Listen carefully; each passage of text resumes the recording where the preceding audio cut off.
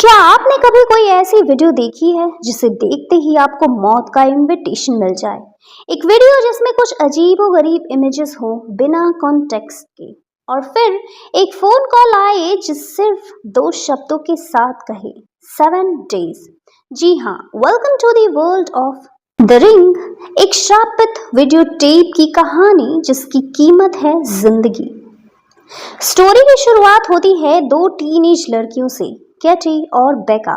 दोनों एक रात बैठकर बातें कर रही होती हैं जब कैटी बताती है कि एक अर्बन लेजेंड के बारे में, एक वीडियो टेप जिसे अगर कोई देखे तो उसके बाद एक फोन कॉल आता है और एग्जैक्टली 7 दिनों में उसकी मौत हो जाती है। बेका हंसती है लेकिन कैटी सडनली सीरियस हो जाती है क्योंकि उसने वो टेप सच में देखी थी एग्जैक्टली 7 days ago। उस रात कैटी सच में मर जाती है। उसका चेहरा डिस्टॉर्टेड होता है, आंखों में एक्सट्रीम फियर। क्या उसने अपनी मौत देखी थी? अब आती है रेचल केलर, जो केटी की मासी है, एक जर्नलिस्ट।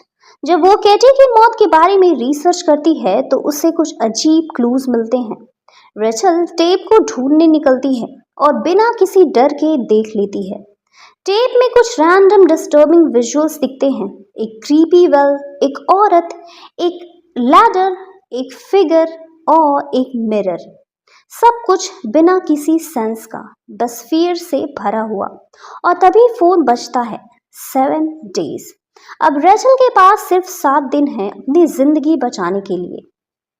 रेचल अपने एक्स बॉयफ्रेंड नोआ से मदद लेती है, जो एक वीडियो एक्सपर्ट है।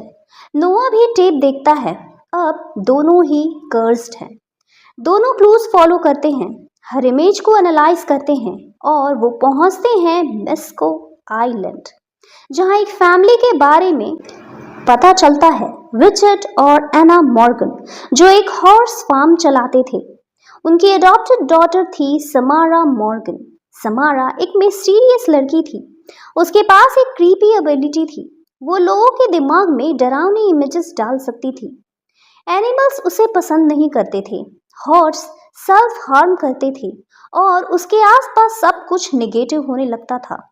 फाइनली उसकी माँ एना मॉर्गन उसे ले जाकर एक कुएं में गिरा देती है। लेकिन यहाँ ट्विस्ट ये है, समारा तुरंत नहीं मरी।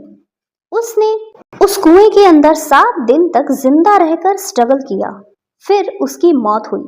उसका दर्द, उसकी नफरत, उसका पेन सब उस टेप में भरा हुआ है। रेचल और नोआ फाइनली उस वेल तक पहुंचते हैं जहां समारा मरी थी। रेचल उसकी लाश ढूंढकर उसे पीसफुली रेस्ट देने की कोशिश करती है। लगता है जैसे कि कर्स अब खत्म हो गया, लेकिन अगले दिन नोआ भी वैसे ही मर जाता है जैसे केटी। तो क्या कर्स खत्म नहीं हुआ? रेचल समझ जाती है एक हॉरिफाइंग सच, मैं बच गई क्योंकि मैंने टेप का एक कॉपी बनाया और किसी और को दिखाया। समारा सिर्फ रेस्ट नहीं चाहती थी, वो चाहती है लोग उसके पेन को फील करें, और इसका सॉल्यूशन है make a copy, pass it on. ये मूवी सिर्फ एक होस्ट स्टोरी नहीं है, ये एक कर्स्ड चेन है, एक वायरस जैसा जो हर किसी तक पहुंच सकता है। समारा के लिए कोई शांति नहीं, क्योंकि वो चाहती ही नहीं शांति। उसका मकसद है स्प्रेड द पेन।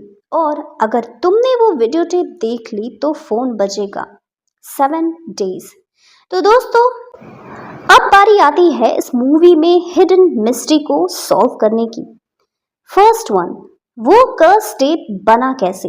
फिल्म में ये कभी क्लियरली नहीं बताया जाता है कि वो डरावनी वीडियो बनी कैसे। ना कोई कैमरा था, ना कोई डायरेक्टर, और उसमें जो विजुअल्स दिखाई देते हैं जैसे वेल, घोड़ा, नेल, फिगर, ये सब अजीब और डिस्टर्बिंग होते हैं। फैन थ्योरी कहता है कि टेप समारा ने अपने दिमाग की साइकिक पावर से बनाई। जैसे उसका दर्द इतना इंटेंस था कि उसने अपने इमोशंस को टेप के फॉर्मेट में प्रोजेक्ट कर दिया हो। ये कोई नॉर्मल घोस्ट वीडियो नहीं, ये एक कर्स्ड एनर्जी है। समारा को शांति नहीं चाहिए थी। नॉर्मली हॉरर मूवीज में भूत जस्टिस या पीस चाहता है, पर जब रेचल उसकी बॉडी ढूंढ लेती है और समझती है कि कर्स चेन खत्म हो गया, तभी नोआ की मौत हो जाती है।